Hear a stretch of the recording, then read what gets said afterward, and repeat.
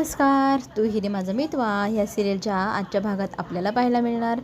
इथे सुप्रिया आणि संजय घरी नाही आहे, ते गेले अक्कलकोटला स्वामींची सेवा करण्यासाठी. तर त्याच गोष्टीचा लगेचच फायदा घेत आकाश पोचला आहे आपल्या नम्रतासोबत छान टाईम स्पेंड करण्यासाठी तिच्या घरी. आता दोघंजणं एकटेच असतात. इथे छान मूडमध्ये आकाश असतो. दोघांमध्ये रोमॅन्टिक असा मूड चालू असतो. शुभंकरला त्याच्या मित्राच्या घरी राहायला जास सांगितलेलं असतं आणि तो हो म्हणून त्यांच्यासमोर गेलेलाही असतो. इथे आपल्याला पाहायला मिळत आहे, इथे छान टाईम स्पेंड करताना आकाश आणि नम्रता एकमेकांच्या खूप जवळ आलेले असतात. त्याच वेळेला शुभंकरला इतका संताप होतो, माझ्या नमीडमीजवळ हा इतका जवळ का गेला आहे असा विचार करत लगेचच घरामध्ये रॉकिंग स्टाईल एंट्री केलेली आहे. मस्त मोठा गुंड दिसत आहे आपला शुभंकर आणि तो आत येऊन इथे हल्ला करू लागला आहे आकाशवरती आणि त्याला खूप मारतो.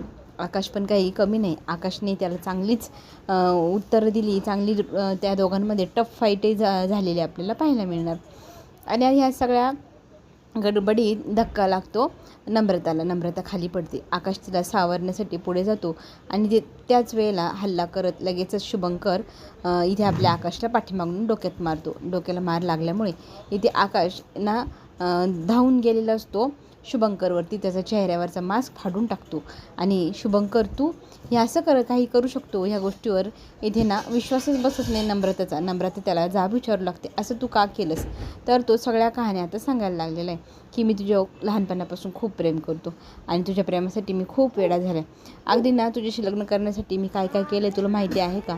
तर तो सगळ्या गोष्टी सांगू लागतो की तुझे इतके सगळे स्थळं आली, जमली, मोडली. ती कशी मोडली? तर ती मीच मोडली. पहिला स्थळ आलं त्यावेळेला मी दुकान मागायला सांगितलं, दुसरं स्थळ आलं तेव्हा मी हुंडा मागायला सांगितलं आणि तुझ्या बापाकडे काही नाही. ह्या गोष्टीचं मला चांगलीच माहिती होती, म्हणूनच मी तुझं लग्न मोडण्यासाठी इतके सगळे प्रयोग केले आणि तुला बिना लग्नाचं ठेवलं. का?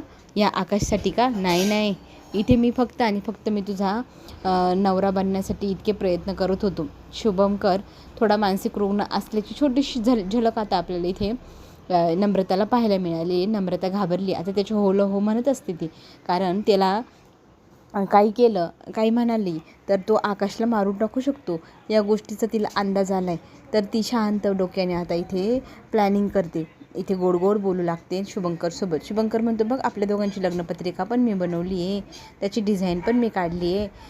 ती शुभंकर डिझाईन दाखवण्यासाठी जातो, डिझाईन आणतो.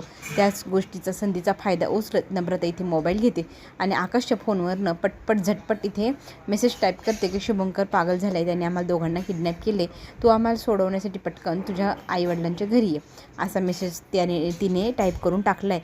ईश्वरीला हा मेसेज पाहिला इतकं जरा शॉक बसला आहे. काहीतरी डेंजरस घडलेली घटना असावी हा विचार करून ती अर्णव ऑफिसला चाललेला असतो. पटकन त्या गाडीच्या मागे धावत जाते आणि त्याला थांबवते. तो मेसेज दाखवते, आपल्याला लवकर जायला हवं.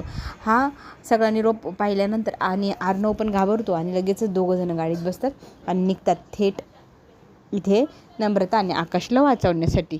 आकाश बेशुद्ध असतो. इथे अग्नीचं कुंड बनवले आणि त्याच्या भोवती आता आपण फेरे घेऊया शुभंकर, असं नम्रताला म्हणतो आणि प्रत्येक फेऱ्याबरोबर तो तिला एक वचन देतो. त्याने केलेल्या एक कांड तिथे सांगत असतो. ते ऐकून इथे नम्रताला इतका शॉक बसलाय. शुभंकर असं कसं करू शकतो? शुभंकर इतका पागल कसा असू शकतो आपल्या प्रेमापोटी? हेच तिला समजेना. आपला ती तिच्या जीवाला आणि आकाशला वाचवण्यासाठी प्रयत्न करत असते. आता ह्या क्षणाला तो जे म्हणाल ते सगळं करायला तयार असते ती. आणि त्याच वेळेला इथे एंट्री होते अर्णव आणि आपल्या ईश्वरीची. आपल्याला हेही पाहायला मिळेल की ते दोघं येतात. तर इथे 7 फेरे पूर्ण झालेले असतात. शुभंकर म्हणतो की मी आता तुझा नवरा झाला, तू माझी बायको झाली आहे. शुभंकरला आता इथे जाब विचारू लागते, ईश्वरी हे काय प्रकार चालला आहे तुझा?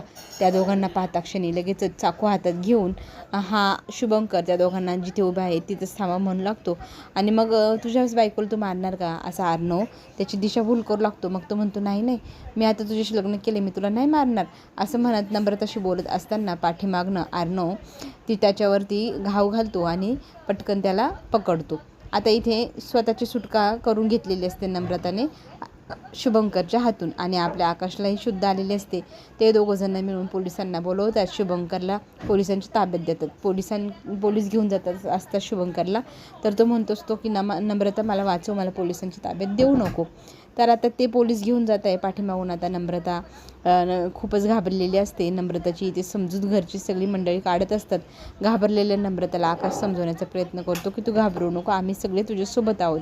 तर अर्णव आणि ईश्वरी म्हणते की तू थोड्या वेळ इथे शांत हो, मग ये, तोपर्यंत आम्ही दोघं पोलीस स्टेशनला जाऊन सगळं काही सांगतो आणि त्या शुभंकरचा कसा बंदोबस्त करायचा तेही आपण पाहूया. तर इथे अर्णव आणि ईश्वरी निघून जातात. आता इथे समजूत काढण्यासाठी इथे आकाश आणि नम्रता पाठीमागे असतात. आता ईश्वरी घाबरलेली असते. ती म्हणते की आईवडिलांना असं सगळं सांगायला नको, त्या दोघांना फार भीती वाटेल, ते पुन्हा वापस येतील, त्यांची गडबड नको व्हायला, तर आपण त्यांच्याशी ह्या विषयावरती नंतर बोलूया. आणि अर्णवही म्हणतो हो, तू जे बोलती ते बरोबर आहे, कारण तुझे आईवडील देवाच्या दर्शनासाठी गेले, त्यांची काही गडबड नको व्हायला, राहू दे त्यांना निवांत, आपण त्यांना सांगायचंच नाही इकडे काय घडले. नम्रता मात्र इतकी घाबरली. आणि आकाश तिला समजवतोय, ती मात्र कुठलीच गोष्ट ऐकायलाच तयार नाही. आपण इतके दिवस सगळ्यांच्या मनाचा विचार केला, सगळ्यांची वाट पाहिली, आता आपण वाट नको पाहिला असं म्हणत आता नम्रताने इथे हट्ट केला आहे आकाशसमोर की आपण आत्ताच्या ह्या क्षणालाच लग्न करायचं. तो म्हणत असतो की तू असं घाबरून ना निर्णय घेऊ नको, लग्न म्हणजे काय खेळ आहे का लगेच करायचा. पण ती म्हणत असते नाही, जर तुम्ही माझ्याशी लग्न केलं नाही तर मी माझं स्वतःचाच जीव देईल आता. असं म्हटल्यानंतर तू काय करावा काय नाही ह्या गोष्टीच्या द्विधा मनस्थितीत अडकलेला असतो. नम्रताच्या हट्टापुढे आता तो हात टेकणार का? पुढील भागात आपल्याला तेही पाहायला मिळेलच. इथे ना घरच्यांशी बोलण्यासाठी अर्णव आणि ईश्वरी गेलेली असते आणि घरच्या सगळ्यांना सांगत असते की आपण आता इथे आकाश आणि नम्रताच्या लग्नाचा विचार करायला हवा. आजी पण म्हणत असते हो, आपल्यावरती जे काही संकट होती, जी काही आरोप प्रत्यारोप होते, त्या सगळ्यांचा आता उलगडा झाला आहे ना. आपण आता या सगळ्या गोष्टींचा आनंद व्यक्त करायला हवा आणि चांगल्या गोष्टींचा विचार करत त्याचा लग्नाचा विचार करायला हवं. आणि सत्यनारायण पूजाही लवकरच घरात करायला हवी, म्हणजे कसं वातावरण मंगलमय होऊन जाईल की नाही. तर ह्याच गोष्टीवरती लगेचच वल्लवी म्हणू लागते की माझ्या मुलाच्या लग्नाचं एवढा मोठं डिसिजन तुम्ही घेता आणि मला विचारत नाही. मी माझ्या मुलासाठी ती मुलगी योग्य नाही असं नेहमीच म्हणत असते, मला ती मुलगी अजिबात आवडत नाही. ह्या दोघी मुली मिळून आपल्या घराला पोखरायला निघाल्या, आपल्या घराची आणि त्यांची काय बराबरीसुद्धा नाही आहे. अर्णवच्या काळात तर ही मुलगी पडली. आता नम्रतालाही माझ्या मुलाच्या गळ्यात घालतायत का? मी मान्य करत नाही ह्या लग्नाला, असं म्हणत इथे वल्लवी लग्नासाठी ठाम नकार देते. आणि इथे ईश्वरीवरती नाना प्रकारे आरोप लावते की तुझी बहीण आणि तू आमच्या घरच्या मुलांना फसवत आहे. तर ईश्वरी आता चिडते आणि म्हणू लागते की मामी तुम्ही काय बोलताय, माझी बहीण खूप चांगल्या संस्कारांची आणि वळणाची आहे, तुमच्या मुलांना आधी का लावेल ती? आम्ही तुमच्याशी किती दिवसांपासून या विषयावर बोलतोय, तुम्ही सतत नाहीच म्हणताय. ह्या दोघींचा वाद चालू असताना दारामध्ये बेल वाजते आणि पाहिल्यानंतर सगळ्यांना इतका मोठा शॉक बसतो. दारामध्ये आलेले असतात इथे नम्रता आणि आकाश, तेही लग्न करून. ते पाहिल्यानंतर प्रत्येकाच्या पायाखालची जमीन हलून जाते. आणि ईश्वरी आता बहिणीला जा विचारते, इतकी घाई करायची काय गरज होती, आम्ही होतो ना इथे तुमच्यासाठी.